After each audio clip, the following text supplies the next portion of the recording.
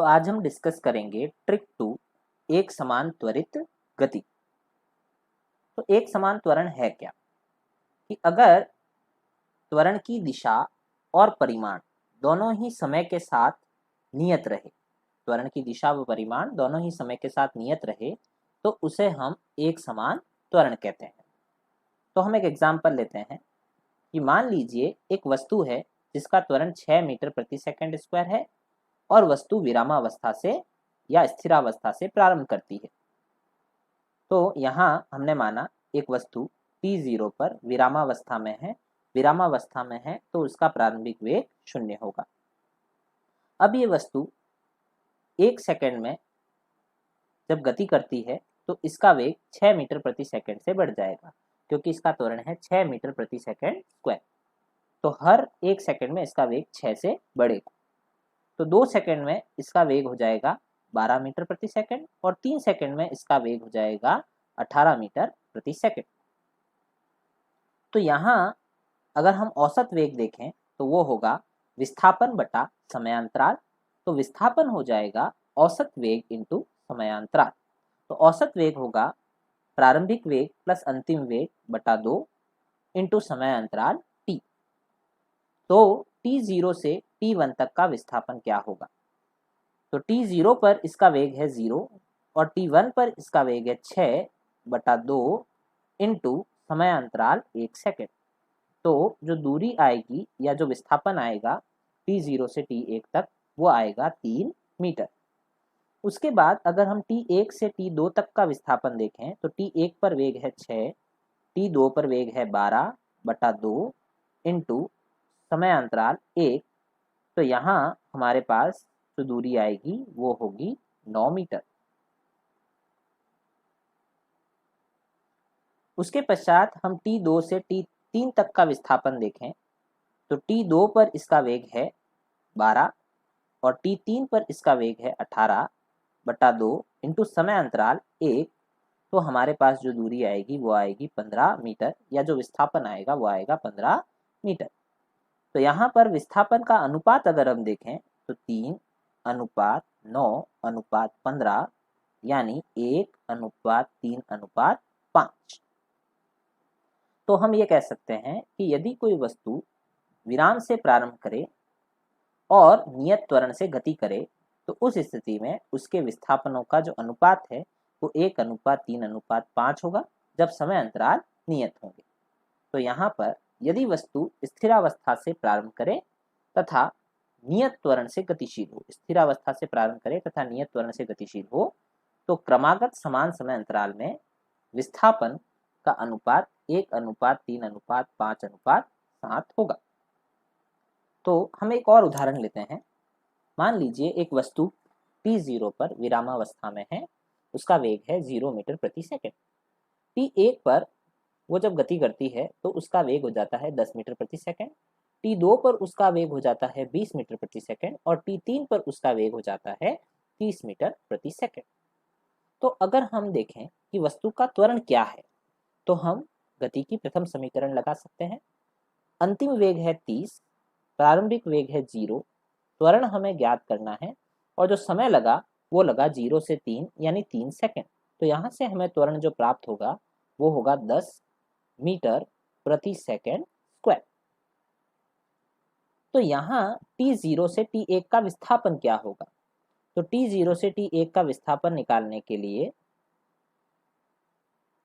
प्रारंभिक वेग 0, t1 पर वेग 10 बटा 2 इंटू समयांतराल 1।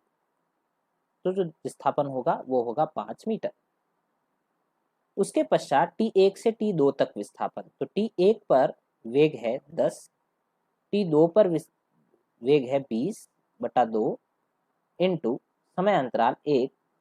तो ये हो जाएगा 15 मीटर। उसके पश्चात t2 से t3 तक विस्थापन, तो t2 पर जो वेग है वो है 20, t3 पर वेग है 30 बटा 2 इंटू 1 समय अंतराल। तो यहाँ पर जो हमें प्राप्त होगा विस्थापन वो होगा 25 मीटर। तो विस्थापन का अनुपात अगर हम देखें तो 5 अनुपात 15 अनुपात 25 1:3:5, यानी वस्तु विरामावस्था से प्रारंभ कर रही है, नियत त्वरण से गतिशील है। उस स्थिति में उसके विस्थापन का अनुपात 1:3:5 है। तो अब हम इससे रिलेटेड कुछ क्वेश्चंस देखते हैं जिनको हम इस ट्रिक से सॉल्व करेंगे। एक कण विरामावस्था से प्रारंभ कर 20 सेकंड के लिए नियत त्वरण से गति करता है। विरामावस्था से प्रारंभ करता है और नियत त्वरण से गति करता है। 10 सेकंड में S1 और अगले 10 सेकंड में S2 दूरी तय करता है। तो हम इसको डायग्राम समझते हैं। देखिए, एक कण है जो विरामावस्था से प्रारंभ करता है और 10 सेकंड में जो दूरी तय करता है वो है S1। अगले 10 सेकंड के लिए जब वो गति करता है तो जो वो दूरी तय करता है वो है S2। तो हम ये कह सकते हैं कि यदि विराम से प्रारंभ करे, त्वरण नियत हो, तो विस्थापनों का जो अनुपात है समान समय अंतरालों के लिए, तो 10-10 सेकंड का समय अंतराल है, उसमें विस्थापनों का जो अनुपात है वो होगा 1:3। यानी S1 में मान सकता हूँ 1x और S2 में मान सकता हूँ 3x। तो यहाँ से S2 बराबर हो जाएगा 3 इंटू x की जगह हम रख सकते हैं S1, तो S2 हो जाएगा 3S1। नेक्स्ट क्वेश्चन हम लेते हैं। एक कण विरामावस्था से प्रारंभ कर नियत त्वरण से गति करता है। विरामावस्था से प्रारंभ करता है u बराबर 0 और नियत त्वरण से गति करता है। उसके द्वारा 5वें सेकंड और 5 सेकंड में तय दूरियों का अनुपात क्या होगा। मान लिया ये वस्तु है, ये t0 से प्रारंभ करती है और 5 सेकंड तक ये गति करती है। तो t0 से t5 तक की दूरी को हमने माना S5, जो कि 5 सेकंड में तय की गई दूरी है, और t4 से t5 सेकंड के मध्य जो दूरी है उसको हमने माना S5, 5वें सेकंड में तय दूरी। 5वें सेकंड में तय दूरी। जैसे क्रिकेट में अगर हम बात करें तो पहला ओवर होता है 0 से 1, 20वां ओवर होता है 19 से 20, वैसे ही 5वां सेकंड जो है वो होगा 4 से 5। तो यहाँ अगर हम देखें तो त्वरण जो है वो नियत है और प्रारंभिक वेग 0 है। तो हम ये कह सकते हैं कि विस्थापनों का जो अनुपात है वो होगा 1:3:5:7:9, क्योंकि 5 सेकंड है तो 1 3 5 7 9। तो S5 जो है वो होगा x 3x 5x 7x 9x, यानी कुल मिला के 25x। और S5 5वें सेकंड की जो दूरी है वो होगी 9x। तो 5वें सेकंड में तय दूरी और 5 सेकंड में तय दूरी का अनुपात होगा 9x/25x बराबर 9/25। तो हमारा आंसर होगा A। उसके बाद अगर हम अगला प्रश्न देखें तो एक वस्तु को मीनार के छत से छोड़ा जाता है। मान लिया एक मीनार है जिसकी ऊंचाई है h और वहां से एक वस्तु को छोड़ा जाता है। तो छोड़ा गया है तो उसका प्रारंभिक वेग होगा 0। गति के अंतिम सेकंड में वह कुल ऊंचाई का 7/16 भाग तय करती है। तो कुल ऊंचाई है h, गति के अंतिम सेकंड में वो जो है वो दूरी तय करती है 7/16 भाग। तो वस्तु का कुल समय क्या होगा। तो यहाँ पर हम ये कह सकते हैं कि जो उसके द्वारा प्रति सेकंड तय दूरियां हैं वो होगी x, 3x, 5x, 7x, और यहाँ अगर हम इन सबको जोड़ें तो कुल दूरी जो है वो होगी 9x, और उसमें से अंतिम सेकंड कुल दूरी जो है वो होगी 16x, और अंतिम सेकंड में जो तय दूरी है वो है 7x। तो हम ये कह सकते हैं कि जो अनुपात है अंतिम सेकंड की दूरी और कुल दूरी का वो है 7x/16x, यानी 7/16। तो हम ये कह सकते हैं कि वह वस्तु 4 सेकंड के लिए गति करती है। x 3x 5x 7x, तो 4 सेकंड के लिए वस्तु गति करती है। अगला प्रश्न हम लेते हैं। एक वस्तु को विरामावस्था से प्रारंभ कर नतल से फिसलने में कुल 4 सेकंड का समय लगता है।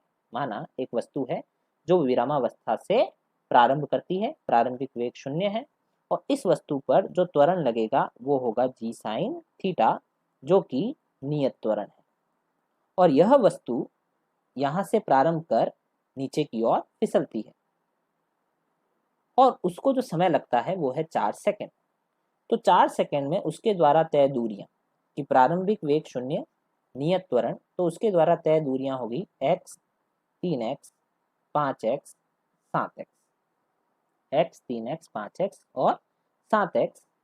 कुल दूरी जो होगी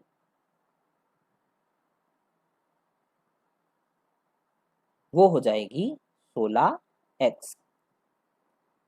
कुल दूरी का 1/4 भाग, तो कुल दूरी का 1/4 भाग, कुल दूरी का 1/4 भाग होगा 1/4 इंटू 16x बराबर 4x। वो कितने समय में तय करेगी? तो यहाँ पर देखो, हम इस डायग्राम में देखते हैं कि वस्तु ने यहाँ से प्रारंभ किया, 1 सेकंड में दूरी तय की x, दूसरे में की 3x, तीसरे में की 5x और चौथे में की 9x। कुल दूरी जो है वो उसने तय की 16x, उसमें से 1/4 दूरी हुई 4x, वो वह कितने समय में तय करेगी? तो हम कह सकते हैं 2 सेकंड में। उसके बाद नेक्स्ट क्वेश्चन हम लेते हैं। एक मुक्त रूप से गिरती हुई वस्तु द्वारा अंतिम सेकंड में तय दूरी प्रथम 3 सेकंड में तय दूरी के समान है। माना एक मीनार है जिसकी ऊंचाई है h, उसमें एक वस्तु मुक्त रूप से गिर रही है। तो मुक्त रूप से गिर रही है अर्थात उसका प्रारंभिक वेग होगा 0। अब वह प्रथम 3 सेकंड के लिए जब गिरती है तो उसके द्वारा तय की गई दूरियां होगी x, 3x, 5x।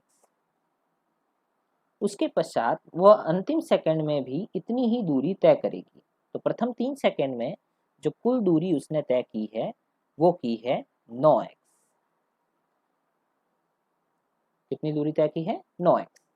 तो अगर हम माने कि वस्तु गति कर रही है तो उसके द्वारा तय की गई दूरियां होगी x, 3x, 5x, 7x, 9x। तो 9x दूरी जो है वो किसके बराबर है? प्रथम 3 सेकंड में तय की गई दूरी के बराबर। तो उसके द्वारा जो लिया गया समय है वो समय 5 सेकंड होगा, क्योंकि अंतिम सेकंड में जो दूरी तय कर रही है वो प्रथम 3 सेकंड के बराबर है। अगला प्रश्न हम लेते हैं। एक बंदूक से निकली गोली लकड़ी के 40 सेंटीमीटर मोटे तख्ते से गुजरने के पश्चात आधा वेग खो देती है। माना एक लकड़ी का तख्ता है जिसकी मोटाई 40 सेंटीमीटर है और एक बंदूक की गोली v वेग से प्रारंभ करती है। जब यह लकड़ी के तख्ते से गुजरती है तो यह अपना आधा वेग खो देती है, आधा वेग अपना खो देती है। उसके पश्चात यह कितनी दूरी और तय करेगी लकड़ी के ही तख्ते में जिससे यह विराम में आ जाए? तो हमने माना एक लकड़ी का तख्ता है जिससे गुजरने के पश्चात यह अपना संपूर्ण वेग खो देती है, यानी इसका अंतिम वेग हो जाता है 0, और उस लकड़ी के तख्ते की मोटाई हमने मान ली x सेंटीमीटर। तो यहाँ पर हम ये कह रहे हैं कि वेग जो है वो v से v/2 हुआ और v/2 से और घटा और हो गया 0। तो आप इसमें उल्टा ले सकते हैं। देखिए कि इसका वेग था 0, उसके बाद इसका वेग हुआ v/2 और उसके पश्चात इसका वेग हुआ v। 0 से v/2 होने में माना समय लगा t और v/2 से v होने में भी समय लगा t। तो इसके द्वारा तय दूरियां x और 3x होगी। अब यहाँ पर अगर हम देखें तो v से v/2 तक ये दूरी जो तय कर रहा है वो है 3x। तो 3x बराबर हो जाएगा 40 सेंटीमीटर, तो x हो जाएगा 40/3 सेंटीमीटर। यह होगा हमारा आंसर, जो ये दूरी विराम में आने से पहले अतिरिक्त तय करेगा। उसके बाद हम नेक्स्ट प्रश्न लेते हैं। एक बंदूक से निकली गोली लकड़ी के 7 सेंटीमीटर मोटे तख्ते से गुजरने के पश्चात 1/4 वेग खो देती है। एक बंदूक की गोली लकड़ी के तख्ते से गुजरती है जिसकी मोटाई है 7 सेंटीमीटर। तो मान लिया बंदूक की गोली v वेग से प्रारंभ करती है और इस लकड़ी के तख्ते से गुजरने के पश्चात ये अपना v/4 वेग यानी 1/4 भाग जो है 1/4 भाग वो वेग का खो देती है।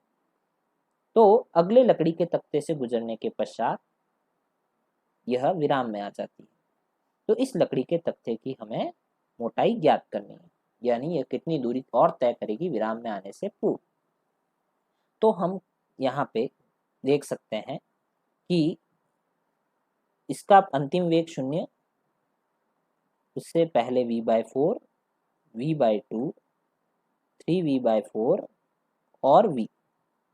हर बार 1/4 वेग कम होता है। 1/4 वेग कम होने में अगर समय t माना, क्योंकि त्वरण नियत या मंदन नियत है, मंदन यहाँ मंदन हो रहा है तो मंदन नियत है, तो समान वेग कम होने में समान समय लगेगा। तो यहाँ पे दूरियां होगी x, 3x, 5x, 7x। 0 के पास वाली दूरी आपको x लेनी है। तो यहाँ अगर हम देखें तो v से 3v/4 वेग होने में वो दूरी जो तय करता है वो है 7x, जो कि है 7 सेंटीमीटर के बराबर। तो x हो जाएगा 1 सेंटीमीटर और l जो दूरी है वो होगी x, 3x और 5x के योग के बराबर, यानी 9x। 9 इंटू x है 1 सेंटीमीटर, ये हो जाएगा 9 सेंटीमीटर। उसके पश्चात हम देखते हैं एक क्वेश्चन और जो एम्स 2018 में आ रखा है। धरातल से 5 मीटर की ऊंचाई पर एक नल है। एक नल धरातल से 5 मीटर की ऊंचाई पर है, जिससे समान समय अंतराल में जल की बूंदें गिर रही है। प्रथम बूंद धरातल पर गिरती है, उस समय तीसरी बूंद नल से निकलती है। तो ये बूंदें समान समय अंतराल में गिर रही है। ये हो जाएगी प्रथम बूंद और ये होगी तीसरी बूंद। तो जब तीसरी बूंद नल से गिरना प्रारंभ करती है, उस क्षण प्रथम बूंद धरातल पर पहुंच जाती है। तो यहाँ हम ये कह सकते हैं कि बूंदों के मध्य समय अंतराल समान है और त्वरण जो है वो गुरुत्वीय त्वरण लग रहा है। तो त्वरण समान, विरामावस्था से बूंद प्रारंभ कर रही है, तो समान समय अंतराल में तय की गई दूरियां होगी x और 3x। तो यहाँ पे ये जो दूरी होगी वो होगी x और ये दूरी होगी 3x। तो इन दोनों का जो योग है वो होगा 5 मीटर। तो 4x बराबर हो जाएगा 5, तो x बराबर हो जाएगा 5/4 यानी 1.25 मीटर। तो दूसरी बूंद की धरातल से ऊंचाई, दूसरी बूंद की धरातल से ऊंचाई, तो दूसरी बूंद की धरातल से ऊंचाई क्या होगी 3x। 3 इंटू x का मान है 1.25, तो ये हो जाएगा 3.75 मीटर। तो ये कुछ क्वेश्चंस थे जो हमने जो ट्रिक सीखी उससे रिलेटेड कुछ क्वेश्चंस आपको और भी बुक में मिल जाएंगे, तो आप इनको सॉल्व कीजिए। आई होप कि आपने इस ट्रिक से कुछ सीखा होगा।